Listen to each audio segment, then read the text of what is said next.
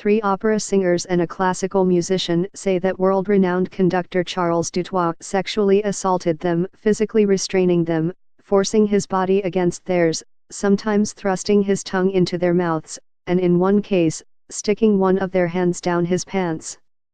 In separate interviews with the Associated Press, the accusers provided detailed accounts of incidents they say occurred between 1985 and 2010 in a moving car, the 2-time Grammy winner's hotel suite in Chicago, his dressing room, an elevator, and the darkness of backstage. The women accuse the 81-year-old artistic director and principal conductor of London's Royal Philharmonic Orchestra of sexual misconduct on the sidelines of rehearsals and performances in 5 cities: Chicago, Los Angeles, Minneapolis, Philadelphia, and Saratoga Springs, New York. A statement issued Thursday by the Chicago Symphony Orchestra Association said that the orchestra takes these allegations seriously and will make a determination on how to proceed as more information becomes available.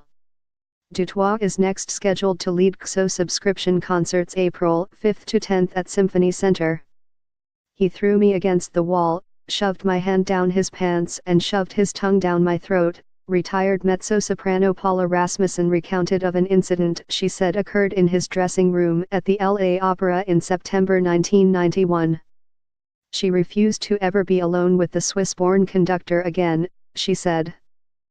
Soprano Sylvia McNair, herself a 2-time Grammy winner, said Dutoit tried to have his way with her at a hotel after a rehearsal with the Minnesota Orchestra in 1985.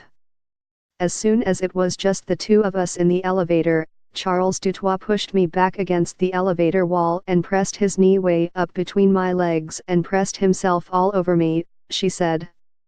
The other 2 accusers did not want to be identified, saying they feared speaking up because the power the famous maestro wields could lead to them being blacklisted from the industry. Dutoit, who holds the titles of Conductor Laureate of the Philadelphia Orchestra and Conductor Emeritus of the NHK Symphony Orchestra in Tokyo, did not respond to multiple attempts to reach him through the Royal Philharmonic Orchestra and his office in Montreal. The Royal Philharmonic said Dutoit was currently on vacation, but that it had forwarded the AP's emailed requests for comment directly to him.